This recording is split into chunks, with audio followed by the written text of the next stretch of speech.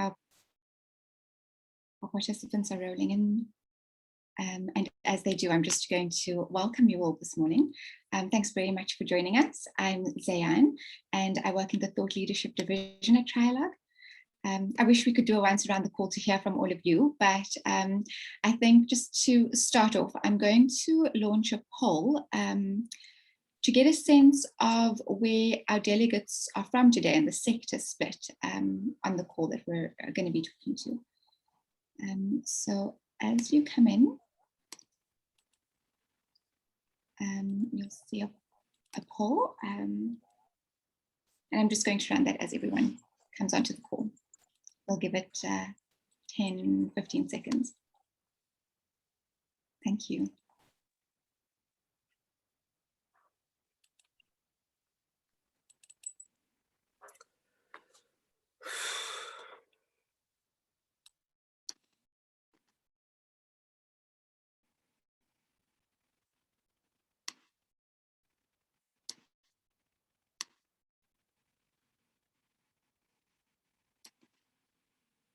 Great, thank you, everyone.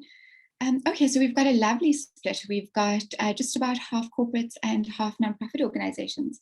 We've also got some consultants and academics on the call. Thank you for being here. And I'll stop sharing. Great, so it's a good split to have this conversation. We planned to discuss the topic of volunteering, specifically virtual volunteering today, since of course July marks Mandela Month. But I don't think that anyone could have anticipated that this would also be a month that marks a particularly dark and desperate period in our country's history. And so at the moment, volunteering doesn't just feel like a nice to have for companies. It feels like a very important part of bridging the ever gaping divide in our country. And it really is a way for people from different walks of life to connect and collaborate. So unsurprisingly, thank you. Unsurprisingly, we had, with such a popular topic, 210 signups for today's session, and we did spot some newcomers on the call. So I'm going to take a moment to just tell you about our business very briefly. Trialogue is one of only a few consultancies in the country that focuses exclusively on responsible business issues. We do this through two key ways. So there's our advisory and consulting services, and then also through our knowledge sharing platforms, all with the vision towards making corporate social investment in South Africa more effective and meaningful.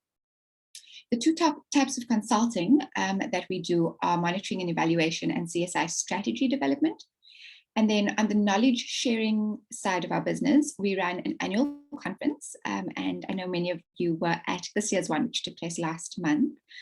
For those of you who didn't manage to join us, you can find recordings of the sessions and write-ups on our website and on our Knowledge Hub. And then we also have the Knowledge Hub, which I just mentioned.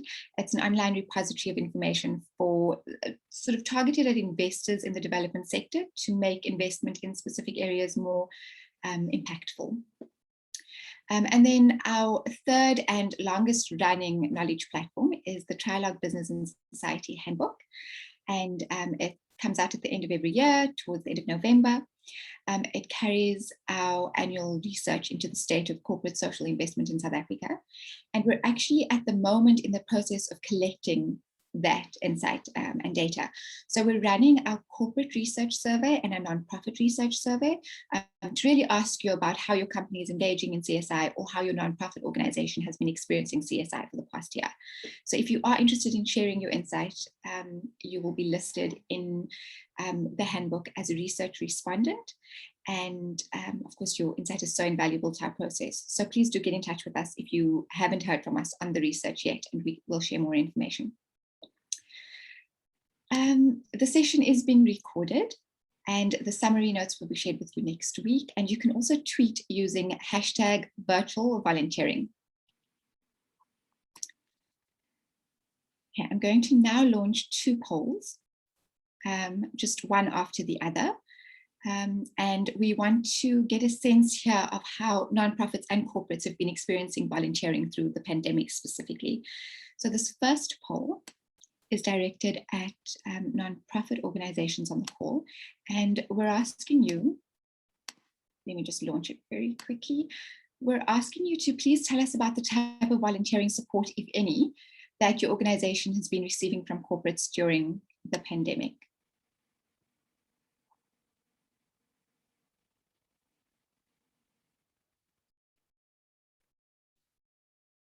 I'm just going to give the nonprofits on the call a chance to respond. The votes are rolling in.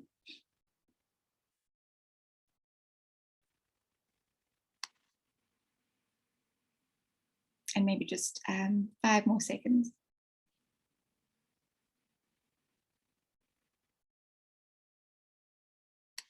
Thank you, everyone. I'm going to be sharing the results now.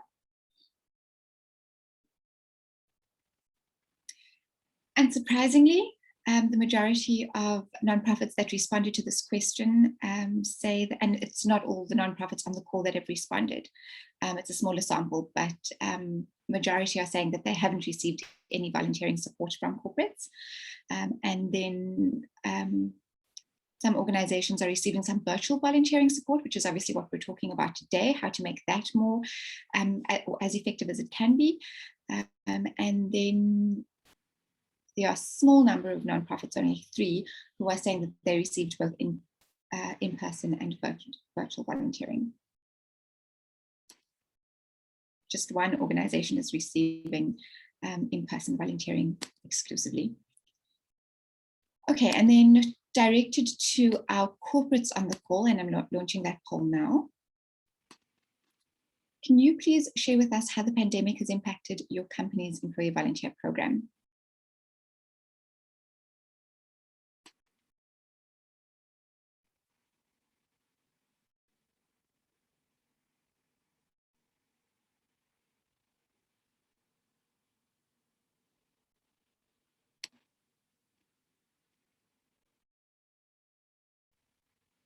Just going to give it 2 more seconds.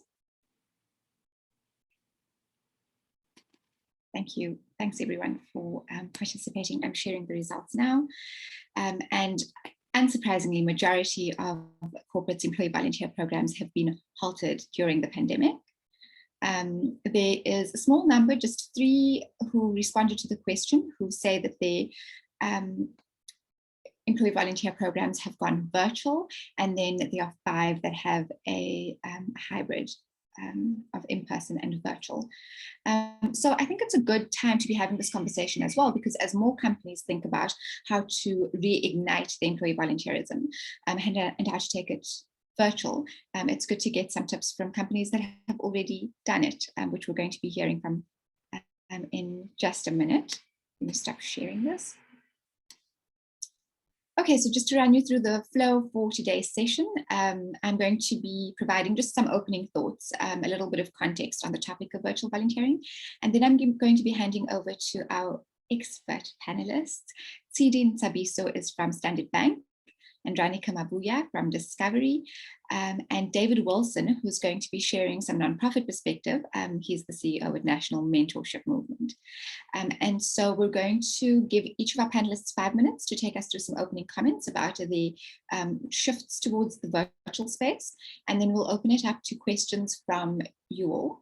I want to ask that you please pop your questions into the Q&A box. You'll see that the chat box is also open for this session. That's intended for you to engage with fellow delegates. You can have side conversations there, but if you've got targeted questions directed at speakers, I'm only going to be looking in the Q&A box, so please do pop them in there. And then if you see that your question's already been added by someone else, you can just vote the question up, because it means that it'll be at the top of the list, so it'll catch my attention and I'll be sure to ask it. If we don't get to all your questions, we will send follow-up responses as well. And then of course, we'll have some closing comments at the end of the session. Okay, so moving on to the, thank you, Kathy. Okay, I'm just going to be whizzing through some benefits and considerations for driving employee volunteerism. And the benefits listed here are not new to any of you, I'm sure. We know that volunteerism creates a sense of purpose and meaning and belonging. But these kind of benefits are so amplified and magnified when you look at it through the lens of the pandemic and the isolation that's been imposed on us. So it just does become ever more meaningful. And then in terms of considerations, when a company's goals, just looking at the first point, when a company's goals for driving volunteerism are aligned with the organization that they're partnering with, that exchange has a far greater chance of being sustained. Onto the second point, a thorough induction, a formalized debriefing, and the provision of ongoing mental health support for volunteers is so crucial for ensuring efficacy of programming. And we know about the induction, we know that it's necessary to sensitize people to the communities that they're going to be working in when it was the in-person context. The mental health support is a new element that's receiving more attention because a lot of people are trying to pour from an empty cup. And so we do want to start kind of shining a spotlight on that. Then onto the third point, monetary contributions are always appreciated and manual labor can be an excellent, particularly team building exercise, but the sharing of special skills and professional services through volunteering is an especially impactful way to contribute to systemic and more meaningful change. But if you're able to impart some of those skills rather than just doing them, but training someone or showing someone how to do it, that's where the real dynamic shift starts. And then on to the next point, as much as companies need to have a clear objective and strategies to drive their employee volunteer programs, it's also important that there's support provided for employees who have pre-existing passions and passion projects and causes that they support. Because the reality is that a lot of employees are coming in having been long-time supporters of nonprofit organizations or of initiatives, and it would be wonderful if companies can back that. If you have or are currently transitioning to virtual volunteering, it may be time to review your company's volunteerism policies and approaches to monitoring and evaluation, because both of those may need to be just updated to respond to the virtual space more directly. And then another consideration is how to incentivize and recognize volunteers. And I think tagged to that is how, which we'll talk about a little bit today, is how to inspire people to get involved firstly. And then once they're involved, how can they be incentivized and celebrated in terms of how much they're investing in the space. Onto the second last point, ensure that nonprofits that are able to benefit from benefit from online volunteering are not completely overlooked. This is an important one because there are organizations that are not able to benefit from services online, mostly because they don't have the access to or tech savvy to kind of facilitate that process. And so if you have been working with them in the past especially, and they're not primed for virtual space, is there a way that you can continue to support them, possibly financially, just so that they're not completely left behind when it comes to volunteering? And then lastly, the point which I think links to the context we're all thinking about quite hard, is how can volunteering be moved from not just a response, an emergency response, or providing short-term impact to more systemic change? And that, I think, talks to layering of all our approaches and thinking about and finding the balance between the short-term and the long-term impact that we're trying to create through our work. Okay, so that's just some initial thinking to get the conversation rolling. It's by no means a full list of considerations that need to be taken into account. I'm going to be handing over to our panelists now. Can I invite CD, Andronica, and David to turn on their cameras, but to stay muted, please? Hi, CD. Hello, David. And we're just waiting for Andronica. Hi, welcome everyone. Thanks so much for agreeing to share your case studies with us in today's session. We're very grateful for your insight. So we're going to be starting, I think, with CD from Standard Bank. And CD, can you please tell us about your employee volunteerism program, particularly over the past year, how it's been impacted by the pandemic, and your experience of transitioning to virtual volunteering? Over to you, CD. Thank you, Z. Good morning, colleagues. We are going through trying times in the country. Amidst of all those challenges, South Africa has maintained the culture of giving, and the spirit of Ubuntu in supporting the needy. The 2020 Giving Report rated South Africa as one of the top 5 giving countries in the continent, with millennials donating far more than other age groups. I can attest to that. 60% of our employees in the bank are millennials, and they are the biggest giver. They committed and still seeing value in contributing and making a difference in people's life. I can attest to the 2020 report from the giving team. We've seen a silver lining in the cloud of COVID. When COVID came, it presented new opportunities for us to explore other ways to actually engage our clients and ensure that they continue to give. We partnered with one of the leading virtual giving companies in South Africa called For Good. Now we currently offer over 700 activities in the platform, which is exciting for our employees. We are now seeing trends. The most supported organizations that employees are engaging in, we've seen children and youth organizations, we've seen organizations that are supporting hunger alleviations, but that is seemingly consistent with the trends in the giving landscape. We are seeing a steady growth, and our success and high adoption in virtual volunteering is owed to a buy-in and the championing of our country CEO, who has been instrumental in driving virtual volunteering. The second person we're owing our success to is our marketing team. They've been socializing employees and driving participation into the platform. The third team that we owe our success to is a diversity and inclusion forum teams. They, in their smaller teams, are champions that have actually made it happen, and that has enabled us to see the positive trajectory in participation in our volunteering program. So the steady growth that we see is exciting for us as bankers, and we believe it's above the volunteering and the industry norms. We foresee that we will have a hybrid offering in the future when obviously COVID is no longer an issue. We foresee that we will still be able to support and engage our millennials and anybody else that enjoys volunteering virtually, and be able to support those that are socialites that enjoy to do face-to-face. Thank you, Zee. Thank you so much, Zee. Opening comments. I've got some questions around that, but you touched on some very important points. I just want to emphasize the fact that you offer a variety of options to your staff, which is fantastic because you can meet people where they're at. They can find the things that inspire them to get involved.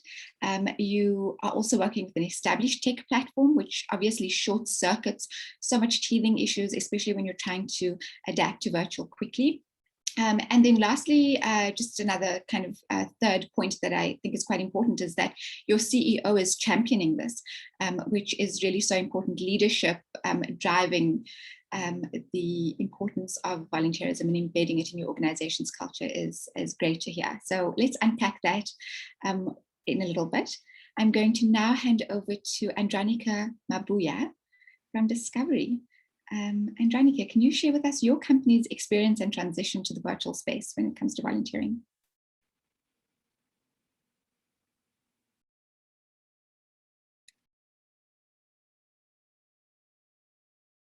Andronica, are you there? Hi, Zee, can you hear me?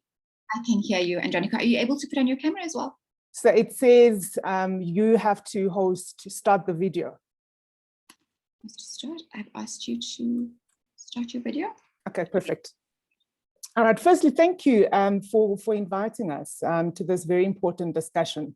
And I think maybe a good starting point is to first situate our volunteer program before we launch into the details of how Discovery kind of pivoted into virtual volunteering to respond to the COVID-19 challenges. So the Discovery Foundation program was established in 2004, really as a demonstration of our business commitment to be a force for good. And we do this through deploying our employees to go into the heart of communities to work in on development projects through partnering with various organizations to effect change. One of the things that we're very proud of is that our program embraces issues of diversity and also inclusivity, given that in a workspace, we have over 4 to 5 different generations that we have to interact with and collaborate with on a daily basis. So we try to curate interventions that align and resonate with people's aspirations, passions, and also interest. One of the key positives, which we're very excited about and works in our favor, I believe, certainly for our volunteer program, is that our program is more integrated into 3 of the business strategies. And we believe that the business integration kind of provides our program with the impetus to continue to grow and also gain support from strategic areas of the business. As an example, a force for good is one of our Discovery values, and having this as one of our business values kind of makes volunteering top of mind for everyone in the business. The second one is that our volunteer program subscribes to the business philosophy of creating shared value, and we do this through the implementation of our social value model, which was launched in about 5 years ago in Orange Farm, in collaboration with the City of Joburg and other private and public entities. And lastly, our program is integrated into the employee value proposition strategy, where the CSI team is responsible for implementing the social pillar by giving our staff a lived experience and creating a path for them to and channeling them to various volunteering opportunities. I guess I'm talking about all of these because all these critical alignment pieces, makes our program to be more robust, and it's actually getting positioned at the front and center of our core business, which allowed us to respond the way we did towards the COVID-19 challenges in lockstep with the rest of the business. And I suppose that just to ensure that the volunteer program doesn't remain on the periphery, it's part of, it's integrated into the business. So for 2020, for all of us, like many other corporates, was kind of a sobering moment, which collided with various systemic issues, and also at a global scale. Firstly, for us, the pandemic amplified the importance of scaling up on our purpose and finding innovative ways to engage our employees. And secondly, we had to pivot to this new normal and quickly demonstrate agility to respond swiftly to this pressing needs. And we had to do this in the middle of finding a balance between the safety and wellness of our staff. And overall, what we saw, especially during the first lockdown, where everyone was kind of trying to recalibrate and kind of trying to find meaning, is that majority of our people, even in the state of being vulnerable, they still wanted to make meaningful change to society. So as an example, in terms of various strategies and projects that we launched on the go, and that talks to contributing to systemic change and providing much needed support to the broader societies, that we had our volunteers from the Discovery Health and Systems collaborating with the Department of Health to develop the COVID-19 Alert app. And I'm sure that most of us on the call have downloaded the app, which really is meant to notify other app users who's been in close contact with a person who tested positive for COVID to take appropriate action to protect themselves and others. And this really talks to the power behind having virtual volunteerism. It's not just about ticking boxes. It's really about, how do we shift things? How do we start making systemic changes in our society? And our volunteers approximately, towards this initiative, provided or volunteered over 7,000 of hours, towards making sure that this great initiative kind of kicks off. And the other one that we launched more recently is a needs-based mentorship with purpose intervention, which is led by our CEO, Adrian Gore, actually two founders of Discovery, Adrian Gore and also Barry Swartzberg. The aim of this intervention is that we have executives and senior leaders at Discovery who will be mentoring about over 250 beneficiaries from various sectors. And this culminated recently with Discovery establishing the world record for the most pledges towards the mentorship campaign, with over 1,000 mentors pledging their support. I mean, there are other myriad of initiatives that we've embarked on in terms of providing virtual mental health support through our Healthy Company volunteers. We had, Discovery Health volunteers also driving the COVID-19 educational drives. We had vitality teams doing healthy meals, exercising plans, for various organizations. We had career days that were conducted virtually. We had master classes on various topics. We had maths virtual classes, where our teams that are, whether in finance and other, actuarials, being interested to drive this program. And so, I can talk about so many things that we've done, and I think I'll just park it here for now. Wow, thank you so much. That's a lot. And thank you for touching again on the need to find the balance between the safety of staff, but then still supporting them to contribute to society. Really interesting that you have government collaboration in this space. I would like to unpack that a little bit more in a bit.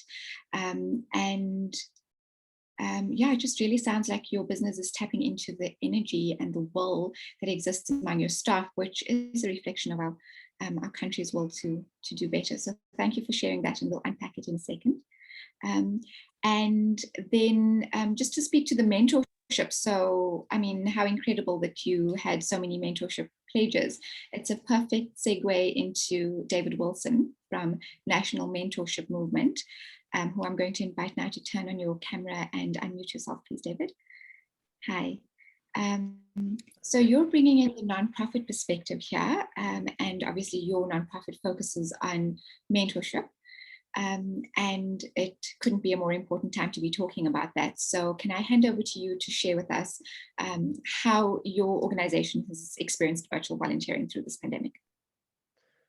Thank you so much for the invitation. I think we're a very good example of virtual volunteerism, because our entire model really depends on people willing to give of their time to those who could those who could benefit from their skills and experience, and doing it for nothing. And post-COVID, without wanting to sound insensitive, COVID has made it so much easier, because now just about everything is virtual. And then from our side, everything from onboarding, training, launching, managing relationships, carrying out those relationships is all carried out virtually. So briefly how it works, and I'm pleased to see there's an even split between NGOs and corporates, is we effectively provide the ability for those who have beneficiaries who could benefit from mentorship to access mentorship, those volunteer mentors. And if you think about it, there are just so many people in this country who are, there's nothing wrong with ordinary South Africans, but many lack some of that support they need to build their self-confidence and to get them on the road to success. And mentorship is about giving people that opportunity. We refer to mentorship as the power of two. The research shows that mentorship can double the chances of people's success in life.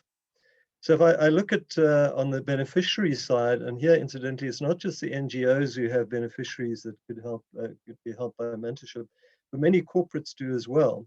So we have programs where we support students who are on bursaries from corporates. We have programs where we've helped students and entrepreneurs in Tembisa and in Kliptown and in Orange Farm who could do with mentorship support. So a key component of our model is actually partnering with NGOs and with corporates who have beneficiaries who could benefit from their support. We also have, on the mentor side, corporate partnerships where, for example, through the For Good platform, we can mobilize from corporates mentors who can then become volunteer mentors. And then very briefly, how the program works is our mentors and mentees would register on our platform. We provide onboarding material on the platform. We match people algorithmically. We would launch a program, provide training, and then we manage those relationships over a period of a year. So it's not just you're now connected, cheers, hope you have a good life. We manage those relationships to ensure that they actually happen, because life happens and people get distracted. And maybe just to mention a couple of examples. So a really great corporate supporter from our side has been IQ Business. We've got something like 60 of their consultants who are operating as volunteer mentors to students on a program we're running with the Da Vinci Institute, to other programs with entrepreneurs. The feedback from IQ Business is the impact on their staff has been remarkable. Another amazing program, coincidentally, at CD, is one we ran with Standard Bank. We're running a follow-up program now, where we mobilized staff within Standard Bank, and they supported SME business clients of the bank with an amazing effect. First of all, on the mentees, obviously, they got enormous benefit, got them closer to their to the bank itself. But as significantly has been the impact on the staff, saying this has been one of the best things I did this year. I've recommended to so many other people. I've learned so much, etc. So the benefit of the model is both sides benefit, both the mentors and the mentees, both the corporate and the NGO. And another program we're running at the moment with the Sanlam Investment Group, we're running the internal mentorship program of their staff, of their executives to their staff. And the staff are then providing mentorship support. So they're being mentored, and now they're applying the skills of mentoring as mentors themselves to a community program outside of the organization. So currently we're running we're supporting about 700 mentees. We've got about 800 people on our platform, and I'm very proud to say that 94% of our participants say they would recommend the program, and 79% say they would strongly recommend the program. So we think we're a great model for both corporates and for NGOs, where we can inject the power of mentorship into their programs and provide their staff with an amazing developmental opportunity and the opportunity to give back. Thanks very much, David.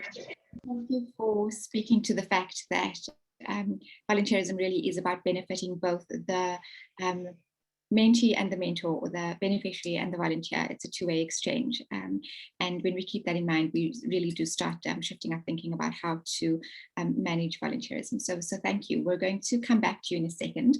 I do want to remind all delegates on the call to please pop their questions into the Q&A box. We've got one question in here for now. It's from an anonymous participant, but I'm going to CD invite you to respond first, and then Andronica, if you can follow. The question is, what are some of the ways that you encourage participation? Some companies struggle with low take-up. What would you advise to these companies? Great. Thank you. Thank you so much, Zee. We encourage participation. Can you hear me? We encourage participation. Let me drop the earphones. We encourage participation through the diversity and inclusion teams. They are mainly driven by executives. So they ensure that in their teams, they create that enjoyment, that enthusiasm, so that employees can engage in participating in volunteering program. And now what we have created through the For Good platform, we are able to extract data that talks to the teams, that they are able to present and create some competition amongst themselves.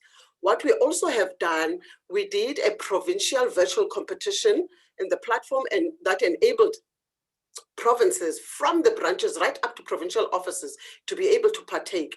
We had prizes thanks to the leaderboard that was enabling them to have some competitiveness, that enabled them to participate and push each other towards winning those prizes. What we also did for this Mandela Month campaign, we also introduced a trivia quiz. Each winner, we had 25 winners.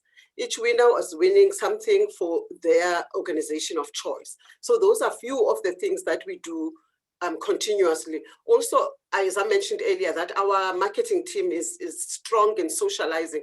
We then tend to post testimonials from employees, post them in engaging in virtual programs, which also encourages individuals. Next week, we will post those 25 winners and share some information and why they chose those type of organizations, and make everybody aware of what the outcome of the trivia was. Thank you. So Izzy, if I can come in there, for Discovery, we're very fortunate. I mean, I mentioned that, you know, that business integration is quite important. And so for us, with having a value around being a force for good, kind of drives participation, you know, because, you know, there are interactions that happens at business unit level. We have over 100 foot soldiers that we call champions that are actually actively driving participation across the business. We also have 2 engaging platforms, you know, on digital platforms where we would load, or the champions would load, or the CSI team would load various activities in which we want to involve the volunteers. But we also have another collaborative platform, you know, SAPJAM, where a lot of volunteers, a lot of staff would kind of plug in, communicate about, and drive participation around, you know, the various activities. I think those 2 combination of having a force for good as a value, and also having the drivers that are driving volunteering across the business, but also that integration at leadership level. You know, every month there is a report in all the different MENCOs and all the different EXCOs around how do we live the value around force for good, and that's where we report all the activities. And so there is that championing from executive level, which is also, you know, helping to drive participation. Could I add something to that, and maybe less on the for good and the heart thing, but so our chairman is Maurice Khadebe, used to run Sasol Oil, and his comment around anything social is, how many more liters of fuel will this initiative sell? So if you're going to come and do something around giving away stuff, do it on my forecourt. And it may sound a little bit, again, insensitive, but the reality is, if business can see good business sense, if top leadership can see this is not just about I'm making my staff feel good, but actually this is a smart business move. And that means positioning whatever one is doing in the context of how the organization wants to be perceived, how it's going to favor them within the marketplace. So unpopular that might be, the more I operate in this area, the more I realize that this is a very competitive scene. It has to have a business case. And there's a really great business case in terms of, as I say, profile, in terms of attracting the best staff, retaining them, motivating them. And when executives get that message, it's not, it's a feel-good thing and I'm too busy and I'm too stressed. It's actually, this is the smart thing to do. And I think that's what we need to do as the CSI sector, is to make people realize it's not just about the feel-good factor, it's about a good business decision too. Thanks, David. I mean, I think it links in wonderfully with what CD and Andronica said, is that if the executives have the clear business case, then they can feed it down into staff and motivate internally from the top. CD, Andronica, and David, I think let's keep your cameras on as we move through the Q&As, because you're welcome to just jump in and tag onto each other's comments. Rebecca asks what the most popular types of online volunteering activities taken up by employees are. CD, you already touched on this in your opening comments, but can you tell us about, because you said that your company now offers 700 activities on the For Good platform. You did speak to nutrition being a popular one. Speak to us about some of the more popular activities that your staff is getting involved in. One popular one I can think of at the top of my mind is the live reading sessions that we have in the For Good platform. We also are in partnership, besides For Good, in partnership with Nalibali. Nalibali trained employees to be enthusiastic storytellers. With that, they went into the live reading programs with that because Nalibali was there to monitor and to also continue training and supporting them whilst reading to the children.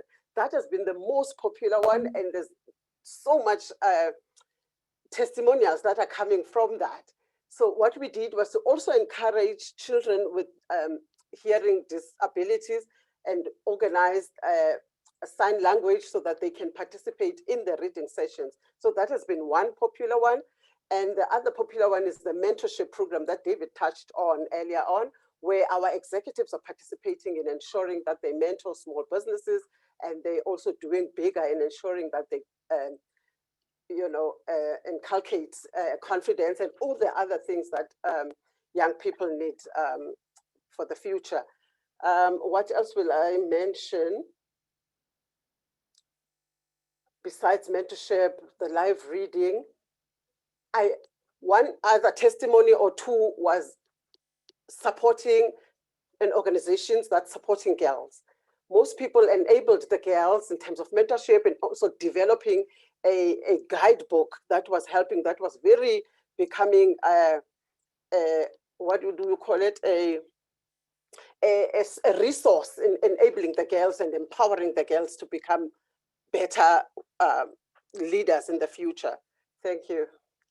Thank you, Tsidi. And Janika, are you seeing any trends or more popular initiatives among your staff? I guess from Discovery's side, the popular ones are the master classes, because of these are driven from different business units. And we find that a lot of people are wanting to kind of pass on their expertise and also their skills. And so we've seen a kind of a upward pickup, in terms of mentorship masterclasses where, and it differs in terms of different topics, from the marketing team wanting to drive, marketing masterclasses to nonprofits and also to startup businesses, in terms of how they position themselves, how they brand themselves. And so that, around skills sets, it's been the most popular kind of take up. And then the second one, Discovery is a very a young company. We have a lot of millennials and Gen Zs. And so we're very, very much active organization. So there's a lot of people that are wanting to do good in terms of exercising, classes. We had people that want to teach healthy eating, especially the vitality teams. And so there is kind of that also appetite around, what young employees of Discovery want to do in terms of being technologically savvy and, which is, I think, something that interests them as well. Sure, that's so encouraging. Really does take the idea of access to education and upskilling to a different level, which actually takes us to our next question.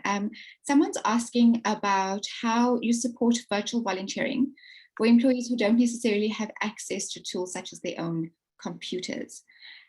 Great question.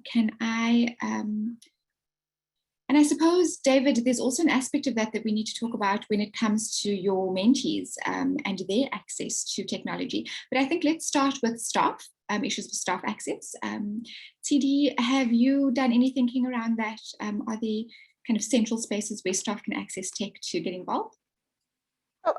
Employees having access to computers what is a challenge will be maybe times when they do volunteering. For an example, if you think of tellers, what is powerful and great about virtual volunteering is that people can hop on and off to volunteer their time, and they can do it over weekends. We are seeing trends of people taking time on Saturday afternoons to actually give, and also maybe late at night, let's say in the evenings, where they put in like a 5 minutes in terms of skills, you know, volunteering. So it varies from individual to individuals, and also because of that flexibility, it allows them to be able to doing that anytime they are able to volunteer.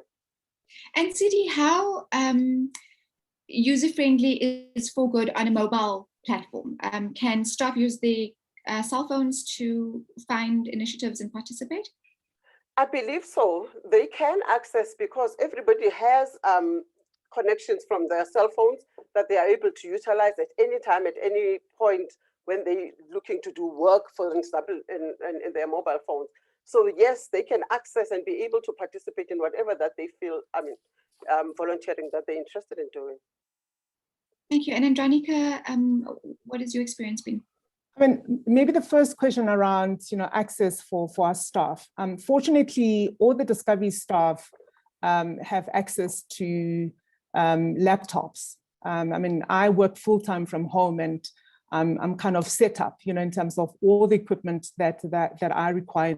And I think that's a standard, you know, approach for all the staff to make sure that they've got support, you know, from where they're going to be operating.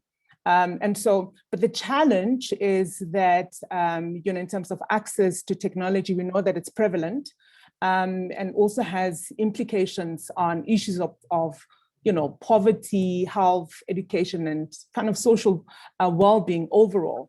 And so we've seen that there are issues of access from beneficiary sides. You know, it's not more from our side, you know, it's more you know, from the people that we want to support, that there is that, you know, issue around how do they get access to all the virtual opportunities that we offer.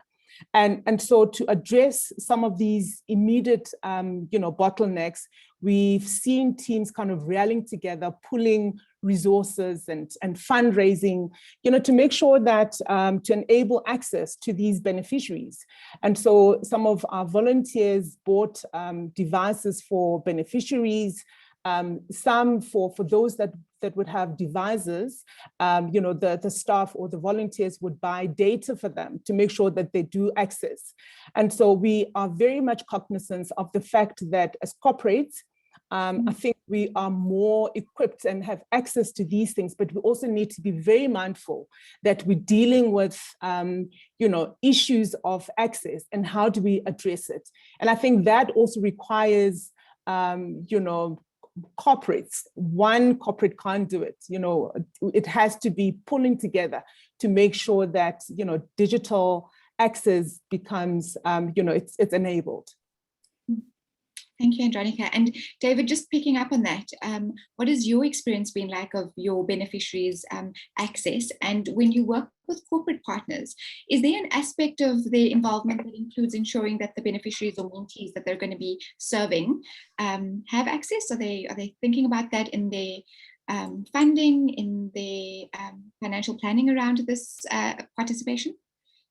Absolutely. It's one of the biggest concerns, not on the mentees, on the mentor side. Invariably, they have the devices. It's always on the beneficiary side, but almost invariably they have access to a smart device. It doesn't have to be anything really amazing, but they just need that. The big issue is airtime. So we've got a program running in the printing industry at the moment. I think of the 600,000 Rand budget, I think 80,000 of that is for airtime for the beneficiaries. So we always have to make sure that the people have access. Some people have access via their local community centers or other ways of doing it, but particularly post-COVID, we want people not to have to congregate in areas like that. So data and airtime is always the issue. We do have some support from Vodacom, but we would love the actual interaction. So for example, access to our website happens to be free, it's rated for free. But when the guys have their conversation on a video call, that's not free rated. And that's where we have to provide the support and or plead to the MTNs and the Vodacoms and the Cell Cs of this world to zero rate some of these programs. Thanks, David. And I'm wondering what happened to mentees who were coming to in-person exchanges and were not then able to go virtual. Did they drop off of your program? Was there some kind of a transition process or support provided for them? What's happened there? There was no transition. It was literally end of February. Everybody was finding a local coffee shop to meet. And the following week, they were meeting online. And because it happened within literally a 2-week process, I think it just happened. I know some of our mentors supported the mentees just with airtime and so on. But it was almost seamless. And if anything, it was an incredible accelerator to intense personal interactions because people were dying to have social contact. And it was so much easier to have social contact because here's somebody I've got to know in person. Now I can continue the relationship. It almost became part of the support structure for both sides during a really difficult time for us. Thank you. I'm going to be posing a question to Tsidi and Andronica from Chepo, asking if you incentivize champions, and if yes, how? Does being a champion count in the employee performance scorecard? Post to both Standard Bank and Discovery. Tsidi, why don't you start us off? Thank you, Z. From our side, we have left that to business units to actually do that. They have been coming forward to actually help us craft those goals with the performance management as part of that, but it's not compulsory that they have CSI within, but we are seeing it growing more and more in business units, that they are ensuring that they have something that talks to, because one of the diversity and inclusion forum mandates is CSI. So then that is now flowing through their teams as executives are driving that and ensuring that everybody has an opportunity to volunteer. So yes, thank you. Thank you. And Andronica?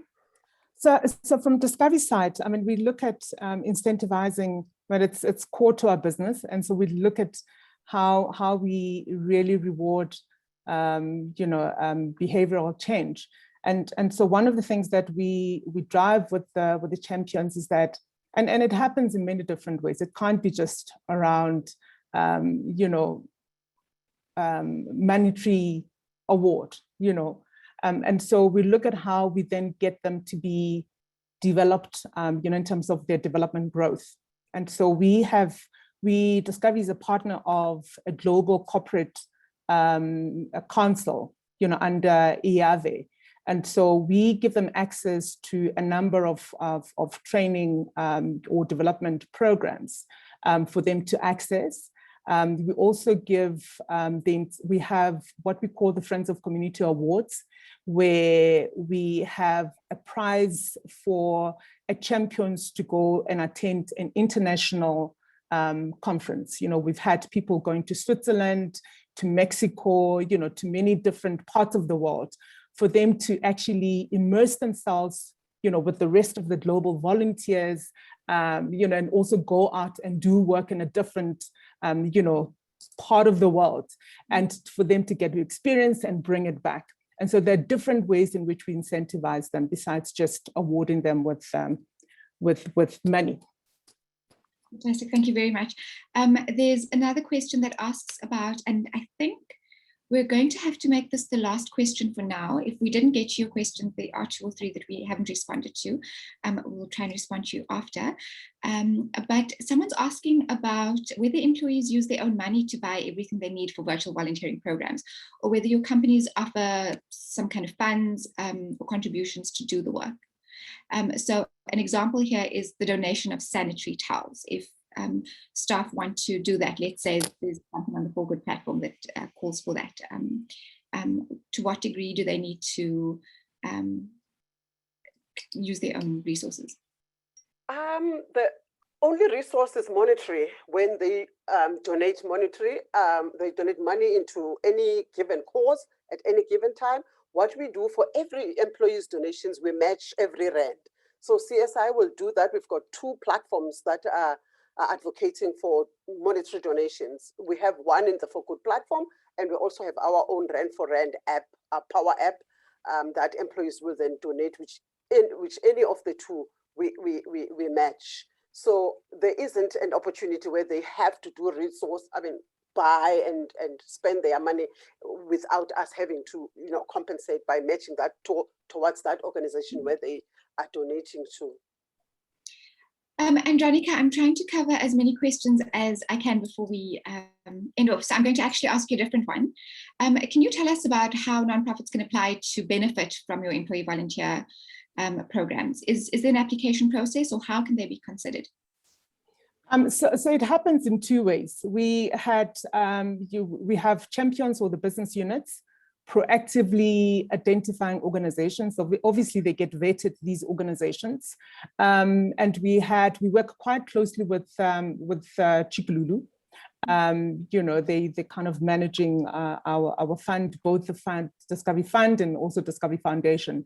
And so, people, if they want to apply for whether it's to support for volunteer program, they're more than welcome to submit, their applications there, and it would be obviously sent back to Discovery to vet to see whether they would align,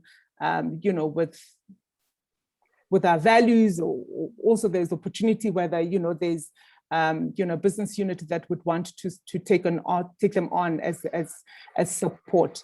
But I suppose the best way is that we're trying to do is to make sure that we get our staff to be the ones that are proactively going out and seeking projects to support. Thank you so much. We have 4 minutes to go. So we're going to do a once around the call, and I'm going to give you each 1 minute for closing comments, no pressure.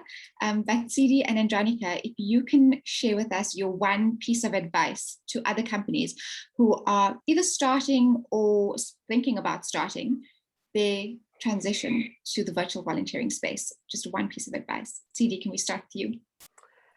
Thank you so much, Zee. One piece of advice would be they must move to virtual volunteering. It's such an awesome opportunity because of its flexibility that allows employees to hop on and off any time of the week. It is a great opportunity, and we are able to follow trends and be able to monitor closely. And it's accessible wherever you are. You can actually volunteer your time and give to communities that are in need. And also that feeling of having supported somebody is beautiful. So I would advocate that companies join the bandwagon of virtual volunteering.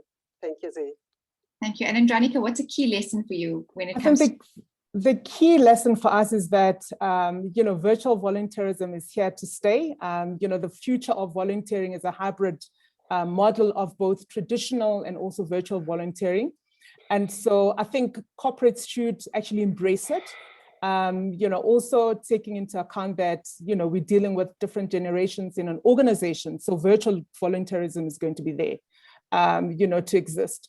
So one of the things that I would also advise is that, organization corporates should maintain contact with their beneficiaries and be willing to adjust their programs. It's not about what corporates need, but it's really around what support do we provide to, to the organization. So it has to be a needs-based, approach. And also as corporate, let's collaborate, let's reach out to each other, let's learn from each other. We're more than happy to share some of the lessons learned. This space is not a competitive environment. Thank you, Andronica. And Dave, you're going to have the second last word. What piece of advice do you have to nonprofit organizations in terms of how they can think about how to attract volunteerism support from corporates? I think they should take on board that virtual volunteerism tourism unleashes a whole new body of people who would otherwise not become involved.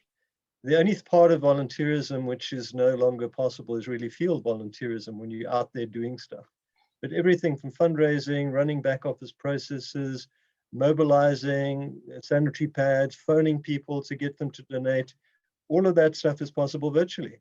So skills-based volunteerism, appeals-based volunteerism, fundraising-based volunteerism is all open to NGOs, in fact, easier than it ever was before. So embrace it. And yeah, let's grow the sector. Let's take advantage of the courage and generosity of South Africans. And yeah, let's take control of our future.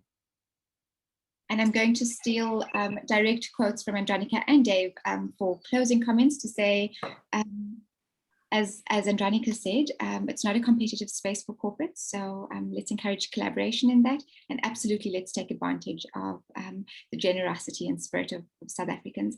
The session was recorded, so we're going to share both the summary notes and the video recording with all of you in an email. And I'm sorry about not getting to all your questions, but we're going to pass them on to the relevant panelists, and then we'll actually respond to you via email privately with your questions answered. Thank you all so much for making the time this morning. A huge thank you to Tsidi and Andronica and David. We wish you all the best in your initiatives, and thank you for taking the time this morning. And we'll see you next month, last Thursday of the month. Thanks so much, everyone. Thank you so much, Steve. Goodbye. All right. Bye-bye. Thanks, Amy.